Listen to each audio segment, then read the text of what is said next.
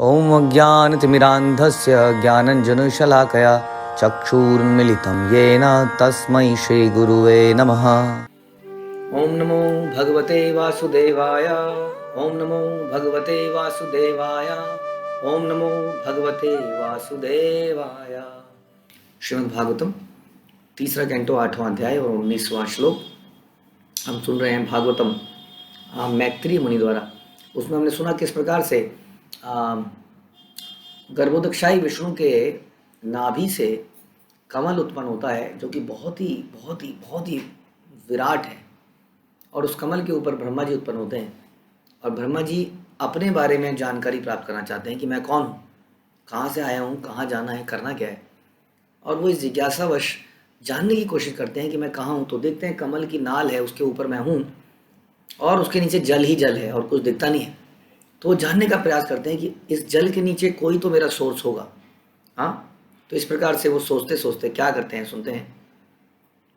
साइत्थम उद्वीक्षय तत् अब्ज नाल नाड़ी भी अंतः जलम आविवेश न अर्वाक गतः तत् खर नाल नाल नाभिम विचिन्वन तत् अविंदत अजः।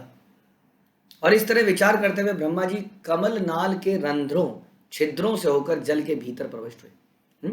तो कमल नाल आपने देखी है, कमल ककड़ी के बीच में उसको काटते हैं तो छेद होते हैं। हाँ, अभी कोई नॉर्मल कमल ककड़ी नहीं है जिसमें अंदर से कोई कीड़ा निकल जाए, हम तो नहीं निकल सकते। लेकिन ये ब्रह्मांड पूरा पूरा पूरा का पूरा ब्रह्मांड इस कमल के अंदर ही स्थित है। कितना बड़ा होगा वो। तो उसके छिद्रों से होकर निकल के नीचे नीचे जाते गए। हाँ, किंतु नाल में प्रविष्ट होकर तथा विष्णु की नाभि के निकटतम जाकर भी वे मूल जड़ का पता नहीं लगा पाए। उन्हें समझ नहीं आया अल्टीमेटली ये नाल कहाँ पर खत्म होगी, अल्टीमेटली कितना गहरा पानी है। वो नीचे जाते गए लेकिन उसका कोई अंत उन्हें नहीं मिल पाया। वास्तव में भगवान का अंत हम अपनी बुद्धि से, हम अपनी क्षमता से नहीं निकाल सकते हैं जब तक कि भगवान ही इसको प्रकट ना कर दे हमारे सामने। क्योंकि हम बहुत ही सूक्ष्म हैं, हमारी बुद्धि बहुत ही सूक्ष्म है। हम अपने आप को बहुत इंटेलिजेंट समझते हैं, लेकिन वास्तव में हम अव्वल दर्जे के मूर्ख हैं। तभी संसार में इतनी ऐसी कंडीशन में रहते हुए भी प्रसन्न है, यहाँ से जाने का विचार नहीं करते हैं। तो ब्रह्मा जी समझ नहीं पाए कि उनके जन्म का कारण कौन है। तमसी अपार विदुर आत्मसर्गम विचिन्वत अभूत सुमहान त्रिनेमि यह देभाजाम भयम ईयाण परीक्षिणोति आयु अजस्य हेति। हे विदुर, अपने अस्तित्व के विषय में इस तरह खोज करते हुए ब्रह्मा अपने चरम काल में पहुंच गए, जो विष्णु के हाथों में शाश्वत चक्र की तरह है। चरम काल में पहुंच गए। और जो जीव के मन में मृत्यु भय की भ्रांति, भय उत्पन्न करता है। समझ नहीं आया उनको कि अस्तित्व में क्या है अल्टीमेटली। जो देखिए, जब तक हमें पूर्ण ज्ञान नहीं हो जाता है तब तक हम हमेशा भयभीत रहते हैं। जैसे कि अंधेरे में हम हमेशा भयभीत रहते हैं क्योंकि हमें पता नहीं कि क्या हो जाएगा। उसी तरह से संसार में हम भयभीत रहते हैं, क्या कल मृत्यु ना हो जाए, मेरी मृत्यु ना हो जाए, अपनों की मृत्यु ना हो जाए। लेकिन हम जानते हैं वास्तव में, जब हमें ज्ञान होता है वास्तव में, तब हमें समझ में आता है कि जीव का कभी अंत नहीं होता, जीव की कभी मृत्यु आती ही नहीं है। वो केवल शरीर बदलता है। और जिसको हम अपना समझते हैं, वास्तव में हम कितने अपने बना चुके हैं संसार में से पहले। तो इस तरह का ज्ञान जब हमें होता है, आत्मा का ज्ञान, परमात्मा का ज्ञान, उनके दिव्य धाम का ज्ञान, तब हमारे हृदय से भय जाता है। अदरवाइज ये भय हमें हमेशा खाता रहता है। तथ निवृत्ता अपनी लब्धा काम स्वाक्षणयम आसाद्य पुनः पुनः सदेव शनैर्जित श्वास निवृत्ति चित्तो न्यशीददारूढ़ समाधि योग। तत्पश्चात वांछित लक्ष्य प्राप्त करने में असमर्थ होकर, समझ नहीं आया उनको। इसी से समझना चाहिए कि ब्रह्मा जैसा इंटेलिजेंट व्यक्ति भी जो इस संसार को बनाता है, सोचिए Brahma ji is not a ordinary person. हम लोग कुछ कंप्यूटर प्रोग्राम बनाते हैं, ब्रह्मा जी ने सारे शरीर बनाए हैं। ये सारे शरीरों का निर्माण, कितने कॉम्प्लिकेटेड शरीर आप देखते हैं ना। हाँ, हम लोग तो रोबोट बनाने का प्रयास कर रहे हैं, उन्होंने तो ये आदमियों के शरीर बनाए, मच्छर का इतना कॉम्प्लिकेटेड शरीर बनाया। हाँ, और कितने ऐसे पक्षी हैं जो एक जगह पर उड़ते रहते हैं। हाँ, कितने ऐसे पक्षी हैं जो हजारों हजारों किलोमीटर तक उड़ जाते हैं। तो ये सारे शरीर बनाने वाला कितना इंटेलिजेंट व्यक्ति होगा, लेकिन वो नहीं समझ पाया। तो क्या हम अपनी बुद्धि से शास्त्रों को पढ़कर भगवान को समझ जाएंगे? इसलिए कहते हैं हमें वैष्णवों की आवश्यकता है, भक्तों की आवश्यकता है। उनकी शरणागति करके ही हम भगवान को समझ सकते हैं। भक्ति करके भगवान को समझ सकते हैं। तो तत्पश्चात वांछित लक्ष्य प्राप्त करने में असमर्थ होकर वे ऐसी खोज में से विमुख हो गए। हाँ, उन्होंने कहा नहीं, कुछ नहीं हो सकता, अब चलो बस हो गया, और पुनः कमल के ऊपर आ गए। इस तरह इंद्रिय विषयों को नियंत्रित करते हुए उन्होंने अपना मन परमेश्वर पर एकाग्र किया। हाँ, तो अब उन्होंने सोचा कुछ और करते हैं, अपनी इंद्रियों पर संयम करना शुरू करते हैं। हम अक्सर सुनते हैं कि चाहे आप भक्ति योग करें, चाहे आप अष्टांग योग करें, चाहे कोई सा भी योग करें, इंद्रियों पे संयम इज अ मस्ट थिंग। कोई भी ऐसा जो ये बोलता है संभोग से समाधि तक, वो तो सबसे बड़ा धोखेबाज है। क्योंकि भगवान गीता में इसका बिल्कुल क्लियरली कर देते हैं कि अगर हम अग्नि के ऊपर घी डालते हैं तो उससे अग्नि और ज़्यादा भड़कती है। इसी तरह से यदि हम अपनी इंद्रियों को तुष्ट करने का प्रयास करते हैं तो ये सेटिस्फाइड नहीं होती, ना ही फ्रस्ट्रेट होती हैं।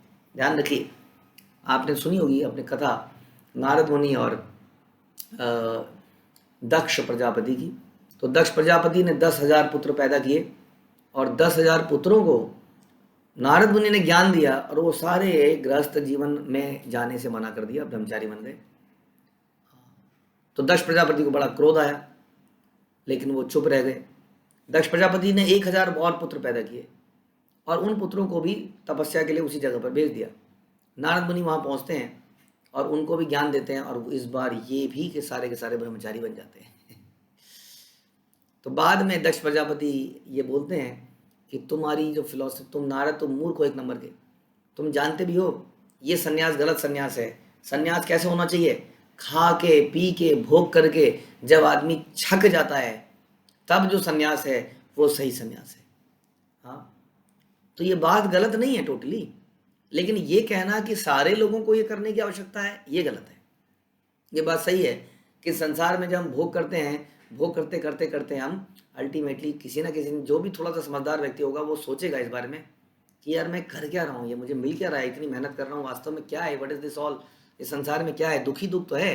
थोड़ा सा भी इंटेलिजेंट होगा तो वो समझ जाएगा एक ना एक दिन, क्योंकि यहाँ पर सुखी रहा ही नहीं जा सकता है, ऐसा ये डिज़ाइन किया गया है। लेकिन हर व्यक्ति को ऐसा करना पड़ेगा ये ज़रूरी नहीं। कई व्यक्ति इंटेलिजेंट होते हैं, वो दूसरों की ज़िंदगी को देख के समझ जाते हैं। कई लोग अपने ऊपर बीतती है तब समझ जाते हैं, और कई लोग तब भी नहीं समझते हैं। कई लोग किसी के शब्दों को सुन के, गुरु की बात सुन के ही समझ जाते हैं। तो अलग अलग कैटेगरी के लोग हैं। हाँ, तो अल्टीमेटली हम ये कहने का प्रयास कर रहे हैं कि इंद्रियों को अगर हम सेंसेस को कंट्रोल करने का प्रयास नहीं करेंगे तो कोई सा भी योग नहीं कर सकते। हाँ, तो उन्होंने सोचा कि अब बहुत हो गई खोज, अब मैं थोड़ा सा अपनी इंद्रियों को रोक के थोड़ा कंसंट्रेट करता हूँ। हाँ, उन्होंने कोशिश किया, मन परमेश्वर पर एकाग्र करने का प्रयास किया। हाँ, तो निजी इंद्रियों के प्रयासों को रोकना और परम कारण पर चित्त को एकाग्र करना आत्मसमर्पण का लक्षण है। ध्यान रखिए, जब हम भोगने का प्रयास करते हैं, when we are not restricting our senses, that means we want to remain unplugged, हम नहीं चाहते कि कोई हमें कंट्रोल करे। हाँ, तो ये एक लक्षण है आत्मसमर्पण ना करने का। आत्मसमर्पित व्यक्ति क्या कहता है? जैसी आपकी इच्छा, जैसी आपकी इच्छा स्वामी। हाँ, एक भक्त भगवान से यही आशा रखता है कि जैसी मारो भी राखो भी, जो इच्छा तुम्हारा। हाँ, लेकिन जब हम अपनी इंद्रियों को फड़फड़ाते हैं और रोकने नहीं देना चाहते हैं, इसका मतलब वी वांट टू लिव, हम अनरेस्ट्रिक्टेड इंडिपेंडेंट लाइफ जीना चाहते हैं, जो कि भक्ति के लिए पॉसिबल नहीं है, संसार से लिबरेशन प्राप्त करने के लिए, जाने के लिए पॉसिबल नहीं है। हाँ, इसलिए ये काम तो हमें सबको करने का प्रयास करना चाहिए। अब इसके लिए श्रील प्रभुपाद ने हमें बहुत अच्छे तरीके बताए। संसार में लोग इसको आर्टिफिशियली रेस्ट्रिक्ट करने का प्रयास करते हैं। वो क्या करते हैं, जैसे हम बैठ गए किसी योगा में 1 घंटे 2 घंटे रेस्ट्रिक्ट कर लिया, नहीं खाएंगे, कुछ नहीं करेंगे, ये नहीं करेंगे, लेकिन वहाँ से निकलते ही, क्योंकि आपने केवल पानी पीछे से आ रहा है, आपने एक कच्ची मिट्टी का ढेर बना दिया है, उसमें पानी कितनी देर रुकेगा? थोड़ी देर में वो मिट्टी को बहा के ले जाएगा और सब कुछ बहा देगा, जैसा कि अक्सर होता है। ऐसे आदमी जब इंद्रिय तृप्ति करने निकलते हैं तो जी तोड़ के इंद्रिय तृप्ति करते हैं सारे। जैसे कि साल में हम देखते हैं कि साल में कई लोग 1 हफ्ता व्रत रख लेते हैं और उसके बाद व्रत खुलते ही कहते हैं अब तो आज तो मैं पेट को फाड़ दूंगा, दुकानों को खाली कर दूंगा। तो ये उसी तरह से है, पानी पीछे से आया जा रहा है। प्रॉब्लम ये है कि पानी पीछे से कंटिन्यूसली आ रहा है, आपकी जो बाढ़ है उसको कितना रोक पाएगी? द मेन थिंग इज उस पानी को रोका जाए जो पीछे से कंटिन्यूसली आया जा रहा है। वो क्या है? इच्छाओं की जो बाढ़ है उसको जब तक हम रोकेंगे नहीं, तो उसके लिए श्रील प्रभुपाद ने तरीका हमें बताया कि इंद्रियों को प्यूरिफाई करना पड़ेगा, डिज़ायर्स को चेंज करना पड़ेगा। हाँ, डिज़ायर्स हमेशा हमारे हृदय में आएंगी, क्योंकि हम जीवित प्राणी हैं, हम मृत वस्तु नहीं है। इसलिए एक मृत वस्तु के अंदर हो सकता है कोई डिज़ायर ना हो, हमें उन डिज़ायर को कन्वर्ट करना पड़ेगा। आज वो डिज़ायर्स लस्ट के लिए हैं, ग्रीड के लिए हैं, उन डिज़ायर्स को हमें कृष्ण प्रेम, कृष्ण सेवा, भक्तों की सेवा, प्रचार, कंपैशन फॉर लिविंग एंटिटीज़, इसके लिए इस तरफ को बदलना पड़ेगा। दोनों में आनंद है, इस बात की कोई, इसमें बिल्कुल सच मान लीजिए, इसमें भी आनंद ही आनंद है जब हम इस प्रकार का जीवन जीते हैं। और इस आनंद से क्या होता है, हमारी ये भौतिक इच्छाएं रुक जाती हैं। हम बाढ़ लगाते हैं, बाढ़ फिर भी लगानी पड़ेगी देखिए, क्योंकि कुछ ना कुछ पुरानी इच्छाएं फिर भी उठ उठ के आती रहेंगी, लेकिन वो बाढ़ अब उसको रोक पाएगी, क्योंकि वो पीछे का फ्लो आपने बंद कर दिया है। तो पानी वहीं जमा रहेगा, धीरे धीरे वहीं पर जमा जमा पानी सूख जाता है और जीव पवित्र हो जाता है। तो किसी भी पथ पे आप चलिए, इंद्रियों को नियंत्रित करने के लिए कुछ नियम जरूर बनाने चाहिए, जो कि शास्त्रों में बनाए गए हैं। खाने के नियम है ना, खाने के नियम, कुछ दिन हम नहीं, कुछ खाने के, कुछ ना खाने के, कुछ उठने के, हाँ, कई सारे नियम हमारे जीवन में हमें डालने चाहिए, ताकि हम अपने मन पे, इंद्रियों पे धीरे धीरे धीरे नियंत्रण पा पाएँ और भगवान की सेवा में लगा पाएँ। ये नियंत्रण सामाजिक सामान्य यौगिक नियंत्रण से डिफरेंट है, निर्विशेषवादियों के नियंत्रण से डिफरेंट है, जो कि इंद्रियों को आर्टिफिशियली रोकने का प्रयास करते हैं। भक्ति योग में हम इंद्रियों को भगवान की सेवा में लगाने का प्रयास करते हैं, जिससे डेफिनेटली अपने आप ही ये इच्छाएं समाप्त हो जाती हैं। जैसे कि हमने देखा, हम भगवान के नामों का जप करते हैं, हाँ, हम भगवान का ऑफर्ड प्रसाद खाते हैं, भगवान का कीर्तन करते हैं, नृत्य करते हैं, इससे हमारी इंद्रियां अपने आप धीरे धीरे क्या होने लगती हैं, स्वच्छ होने लगती हैं, हमारी डिज़ायर्स कन्वर्ट होने लगती हैं। This is a positive way of restricting our senses, right. एक बच्चे को बोल दिया जाए कि तुम ये नहीं करोगे, वो जब तक तुम्हारे सामने बैठा है वो नहीं करेगा, जैसे ही आप इधर उधर गए वो उस काम को जरूर करेगा, उसको तो जरूर करेगा जिसके लिए मना किया है। अब यही है, उस बच्चे को हमने कोई पॉजिटिव एंगेजमेंट में लगा दिया कहीं और, तो वो फिर यहाँ पर आना भूल ही जाएगा और धीरे धीरे उसकी आदत समाप्त हो जाएगी। इस तरीके से हमें श्रील प्रभुपाद ने सिखाया। तो एनीवे, ब्रह्मा जी ने यहाँ पर अपनी इंद्रियों पर वश करने का प्रयास किया, क्योंकि वो अपनी इंद्रियों के बल पर तो कुछ नहीं जान पाए। कालेन सा अजह पुरुष आयुष पुरुषायुष भी आयुषा भी प्रवर्त योगेन विरूढ़ बोधा स्वयं तदंत हृदय अवभातम अपश्यता पश्यत यन्न पूर्वम।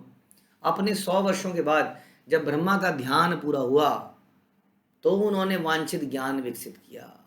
यानी कि ब्रह्मा जी, इसलिए हम कहते हैं कि ब्रह्मा जी को तपस्या करना पड़ा। तो इसलिए कहते हैं कि तपस्या के बिना इंद्रियों को वश में करना और उनको किसी पॉजिटिव साइड में लगाना, इसी को तपस्या कहते हैं। तपस्या का मतलब जरूरी नहीं है कि आप एक टांग पे खड़े हो जाएं।